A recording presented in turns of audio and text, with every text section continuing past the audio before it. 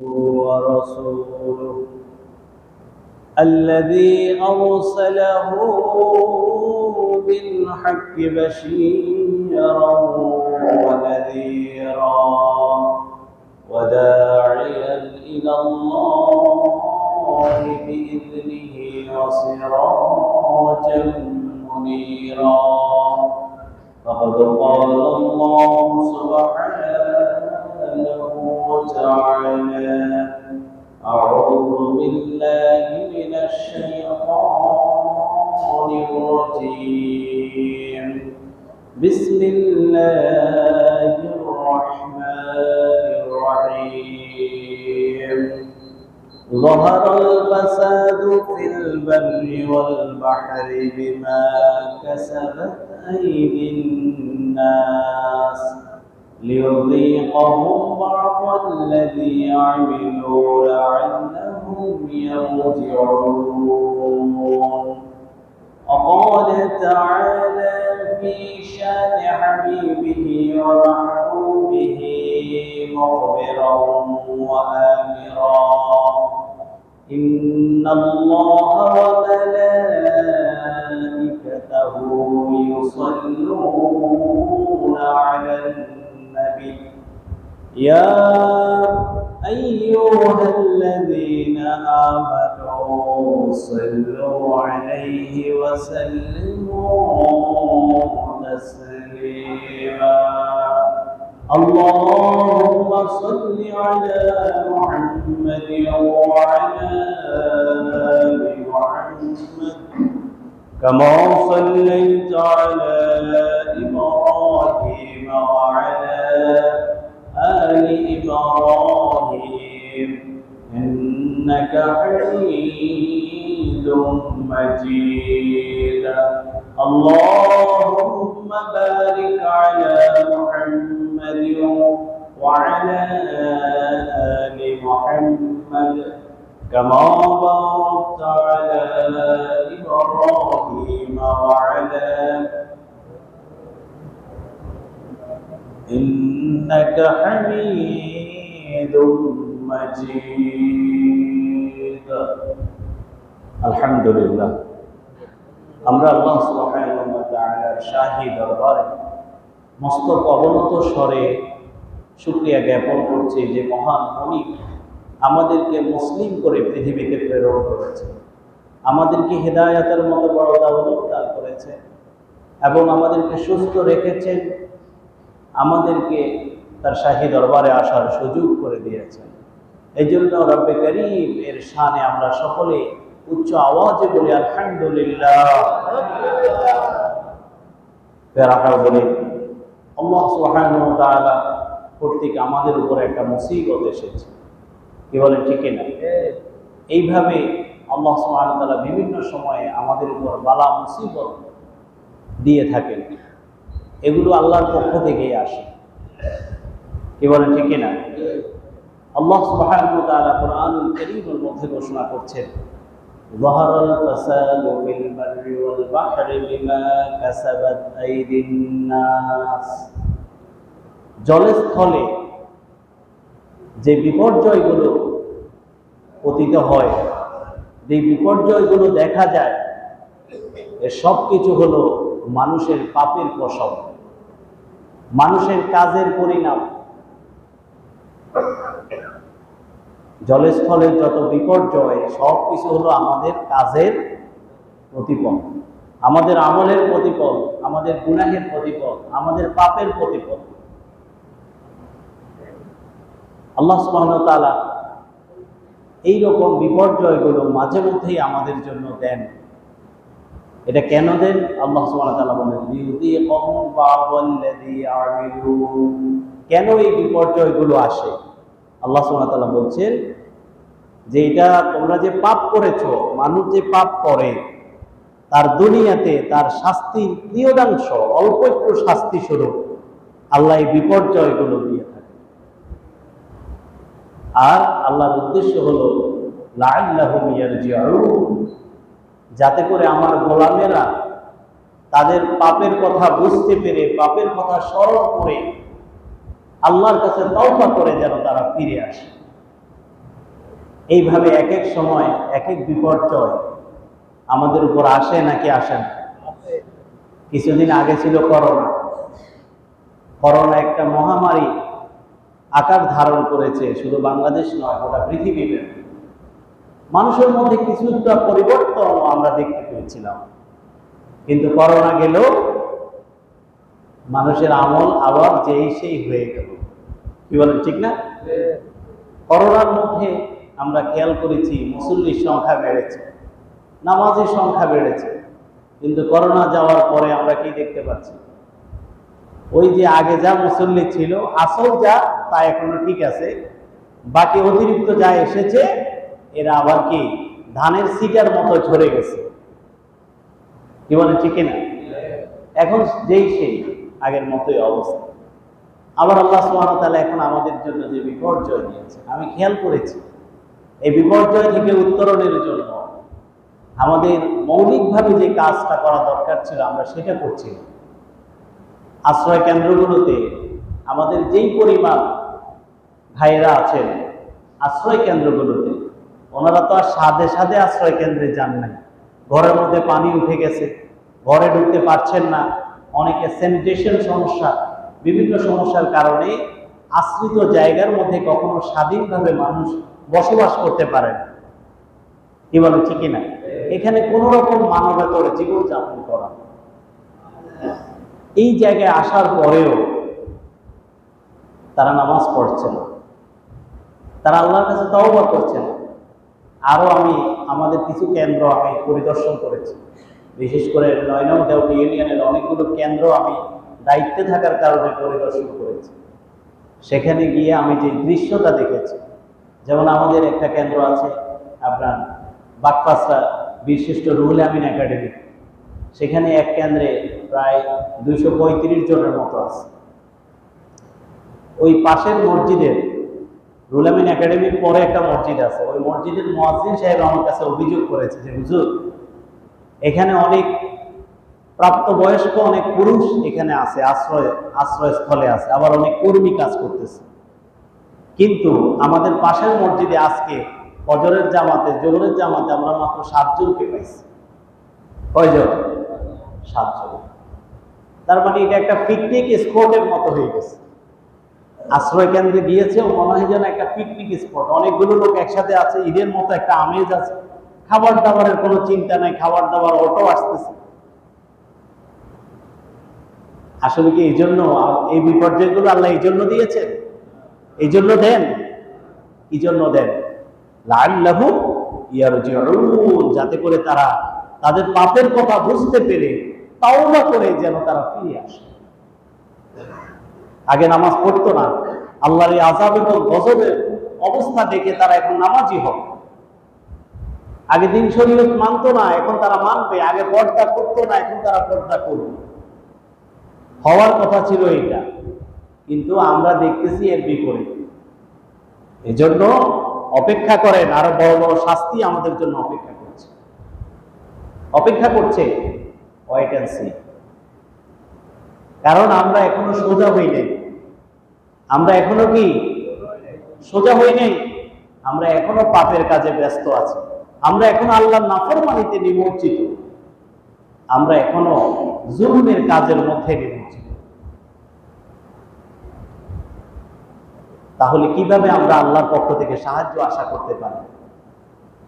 অথচ সাহায্য কিভাবে আসবে, আল্লাহর পক্ষ থেকে সাহায্য কিভাবে আসবে, সে বিষয়ে তো আল্লাহ বলে দিয়েছে। আল্লাহ সুবহানাহু ওয়া তাআলা বলছেন, ইয়া আইয়ুহাল্লাযীনা আমানু ইসতাঈনু বিস-সাবরি ওয়াস-সালাহ ইন্নাল্লাহা মা'আস সাবিরিন। আল্লাহ সুবহানাহু ওয়া তাআলা বলছেন, হে ঈমানদারগণ, তোমরা ধৈর্য এবং সালাতের মাধ্যমে আল্লাহর কাছে সাহায্য প্রার্থনা করো। নিশ্চয়ই আল্লাহ ধৈর্যশীলদের সাথেই রয়েছে। অথচ এই দুইটা জিনিসের আমাদের বড় অভাব আছে। কি বলে, ঠিকই না? আমরা খুব তাড়াহুড়া করি, আমাদের মধ্যে ধৈর্য খুবই কম। আমরা নগদ পেতে চাই, আমরা অনেক বড়লোক হওয়ার আকাঙ্ক্ষা নিয়ে দিন শরীয়তের কথা আমরা তখন আর চিন্তা করি না। আমরা দুনিয়াতে একটু ভালোভাবে চলার জন্য দিন শরীয়তের কথা চিন্তাও করি না। কি বলেন ঠিকই না? আমরা অনেকে ওয়াজ করি, আবার সুদী কাজ কারবারের সাথেও জড়িত, এমন অনেক আলেম আছে, এমন অনেক জ্ঞানী আছে যারা ঘুষের সাথে জড়িত, অথচ সে জানেই এটা মহাপাপ। এই জন্য দুনিয়াতে একটু ভালো থাকার জন্য। তার মানে আমাদের ধৈর্য নাই, আল্লাহর প্রতি আমাদের তাওয়াক্কুল নাই, ভরসা নাই। আমরা দুনিয়াতে মনে করছি যে এইটা ছাড়া আমার চলবে না, এই এই জমিটুকুন ছাড়া আমার চলবে না, এই জন্য আমি আমার ভাইয়ের জমি দখল করার জন্য চেষ্টা করি, আমরা ক্ষমতার অপব্যবহার করার জন্য চেষ্টা করি। কি বলেন ঠিক কিনা? এই জুলগুলো আমাদের সমাজে আছে না নাই? আছে না নাই? আমরা আমাদের মধ্যে ধৈর্য নাই, এই কারণেই এই জুলগুলো আমরা করি। আমরা পেরেশান হয়ে যাই সামান্যতেই।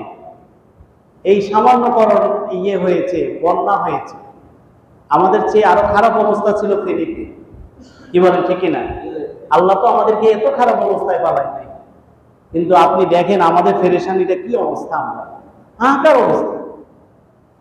এখানে আলহামদুলিল্লাহ এক সময় আমরা শুনতাম যে রিলিফের টাকা মেরে দিয়েছে, এত কোটি টাকা, এত কোটি টাকা, এগুলো পত্রিকায় আসতো, নিউজে আসতো।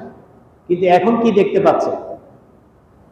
এখন প্রতিযোগিতা চলছে কে কত বেশি দিতে পারে। আলহামদুলিল্লাহ, এই আলহামদুলিল্লাহ বলতে কি আপনি এত কৃতজ্ঞতা করেন কেন? আমাদের ভাইদেরকে ধন্যবাদ জানানো, মাথার ঘাম পায়ে পেলে সন্তানাদির মায়া ভুলে গিয়ে বিদেশে থেকে টাকা পাঠাচ্ছে আমাদের এই অবস্থায় গরিব দুঃখী মানুষের জন্য। আমাদের এই ভাইদের জন্য দোয়া করার দরকার আছে না নাই? টাকা পাঠাচ্ছে আমাদের ভাইরা। পরিবর্তন একটা দেখা দিয়েছে। কি বলেন ঠিকই না? পরিবর্তন কিন্তু একটা দেখা দিয়েছে যে আমরা যে ঢাকা ইউনিভার্সিটিতে আমরা বিভিন্ন হলের অনেক ঘটনা আমরা শুনেছি। জাহাঙ্গীরনগর ইউনিভার্সিটিতে দেখেছি যে নেতৃবৃন্দের হলের মধ্যে গাঁজার গাছ পাওয়া গেছে, সেখানে গাঁজার চাষ হয়, সেখানে অস্ত্রের গোডাউন পাওয়া যায়, আর সেই ছাত্ররাই আজকে দেশ গড়ার কাজে মনোনিবেশ করেছে। কি বলেন ঠিক না? সেই ছাত্ররাই টিএসসিতে আমরা দেখেছি তারা এই ত্রাণ তহবিল ঘোষণা করেছে, সেখানে উন্মুক্তভাবে কালেকশন তারা করেছে। সেখানে আমি দেখেছি যে এক ভাই 1 লক্ষ টাকা একবারে বান্ডেলে এনে দিয়ে দিয়েছে, কেউ 50,000, কেউ 30,000, 40,000। এইভাবে বিভিন্ন সংস্থা, বিশেষ করে বাংলাদেশ জাতীয়তাবাদী দল বিএনপি এবং বাংলাদেশ জামাত ইসলামী এবং বৈষম্য বিরোধী ছাত্র আন্দোলন সহ আমাদের গ্রামের বিভিন্ন সংস্থাগুলো তারা বিভিন্নভাবে সহযোগিতার হাত বাড়িয়ে দিয়েছে। কি বলে ঠিক না? হাত বাড়িয়ে দিয়েছে। এই অবস্থায় আমাদের এই সকল ভাইদের জন্য একদিকে আমাদের দোয়া করা দরকার। এখন এই যে এদিকে চতুর্দিক থেকে এইভাবে সহযোগিতা আসছে, কিন্তু আমরা এক শ্রেণী আছি, আমরা খুব পেরেশান হয়ে আছি। কি বলে ঠিক না? আমরা পাই না রে, আমরা খাই না রে, কি যে একটা অবস্থা। এখানে একটা ফোকাস করা দরকার আমাদের, যে একটা শ্রেণী আছে যত লিস্ট হবে ওই লিস্টে তার নাম কমন থাকে। কি বলে ঠিক না? যতজনের লিস্ট করবেন কমন কিছু নাম কিন্তু থাকে, কিন্তু এর মধ্যে কিছু আনকমন নাম আছে যেগুলো কখনো আসে না, আসবেও না। এরা রাতের অন্ধকারে আল্লাহর কাছে ধর্ণা দেয়, কান্নাকাটি করে। এরা মানুষের কাছে যায় না, হাত পাতে না। আপনি জানেনও না এরা কি অবস্থায় আছে। আপনি বাহ্যিকভাবে দেখবেন এরা খুব ভালো আছে। বিশেষ করে খেটে খাওয়া মানুষগুলো, যেগুলো ভ্যান চালাইতো, রিক্সা চালাইতো, সিএনজি চালাইতো, আজকে তো চালাতে পারছে না। অনেকের দোকান এখন বন্ধ হয়ে গিয়েছে, ব্যবসা করতে এখন দোকানে পানি উঠে গেছে, দোকান বন্ধ। অনেকদিন মজুরে এখন আর পেট চলে না, সংসার চলে না, কিন্তু এরা কখনো আসে না। এরকম অনেক লোক আছে। কি বলেন, আছে না নাই? আপনাদের সমাজে আছে? আমাদের এই লোকগুলোকে সিলেক্ট করা দরকার ভাই। এরা আপনার থেকে প্রকাশ্যে নিবে না, এদেরকে গোপনে দিবেন, এদেরকে হাইলাইট করিয়েন না। বিশেষ করে একটা অনুরোধ করি, ত্রাণের ছবি মানে দিচ্ছেন, কে কাকে দিচ্ছেন, ওই ছবিগুলো আল্লাহর হস্তে পরিদর্শন করিয়েন না, এটা করা ঠিক না। কি বলে ঠিক না? আর বিশেষ করে চেষ্টা করবেন গোপনে দিয়ে দিন। আমি আমাদের এই এলাকার কয়েকজন ভাই আমাকে এই কথাটা বলেছে, আমি খুব খুশি হয়েছে যে ওনারা গোপনে দিতে চান, ঘরে পৌঁছে দিতে চান এবং কে দিচ্ছেন সেটাও প্রকাশ করতে চান না। আমি ওনাদেরকে ধন্যবাদ জানাই এবং ওনাদের জন্য দোয়া করি আল্লাহ সুবহানাহু ওয়া তাআলা এই ভালো কাজগুলো ওনারা যেন আরো বেশি করতে পারে, আল্লাহ তৌফিক দান করুন।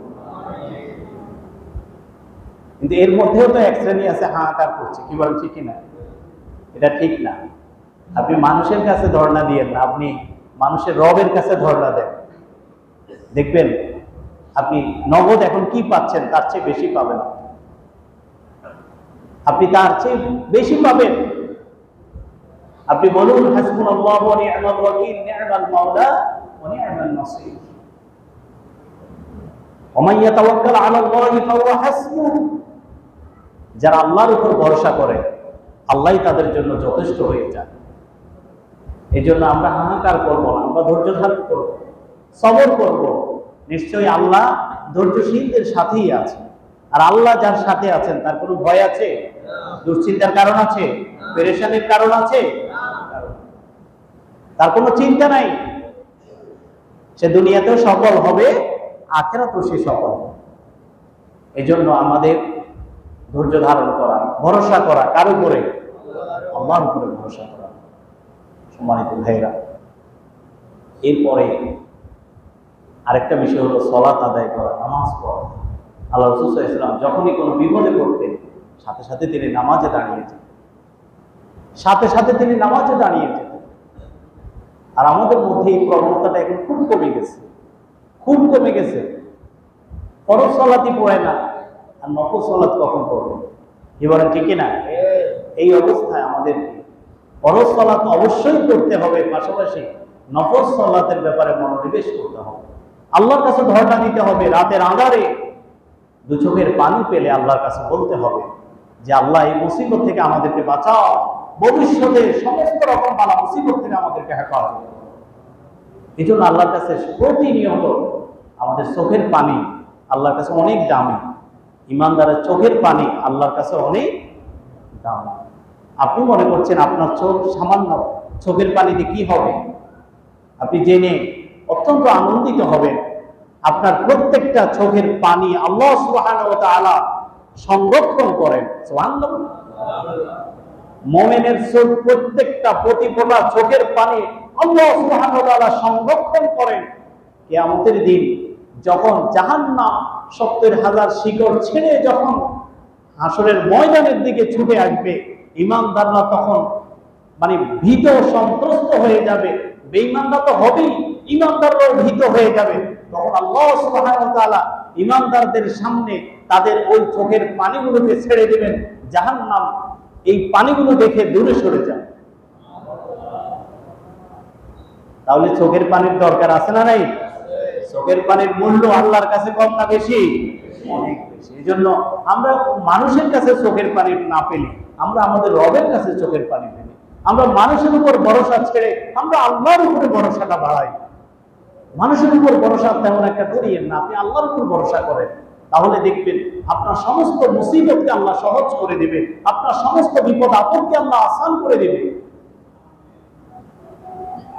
আপনি যত বড় বিপদে পড়ে, আমরা তো অনেকে মনে করি শুধু লাইলাতুল কদরে আল্লাহ সুবহানাহু ওয়া তাআলা প্রথম আসমানে চলে আসেন। না, শুধু লাইলাতুল কদরে না, আল্লাহ প্রত্যেকটা রাত্রে, রাত্র মধ্যরাতের পর থেকে সুবহে সাদিক পর্যন্ত প্রথম আসমানে এসে বান্দাকে ডাকতে থাকেন, ও আমার গোলামেরা, কে আছো বিপদগ্রস্ত আমার কাছে চাও, আমি তোমার বিপদ দূর করে দেব। কে আছো অভাবগ্রস্ত আমার কাছে চাও, আমি তোমার অভাব দূর করে দেব। কে আছো রোগগ্রস্ত আমার কাছে বলো, আমি তোমাকে পরিত্রাণ দিয়ে দেব। একটু বুকে হাত দিয়ে বলেন তো, কয়দিন আমরা আল্লাহর কাছে চাইছি? কয়দিন? আমরা তো পেরেশান। আল্লাহ আমাকে শুধু দেখে না, অমুকরে দেখে, তমুকরে দেখে, ওরে এইটা দেয়, তার এইটা দেয়, আল্লাহ আমাদের মনে হয় দেখে না। পেরেশান হয়ে যায়। অনেকে সন্তান আদি হয় না, বউরে ধরে মারে। কি বলেন ঠিক কিনা? বউরে মারে। আবার অনেকে ছেলে হয় না, অনেকের মেয়ে হয় না, এর জন্য স্ত্রীকে আমরা দোষারোপ করি।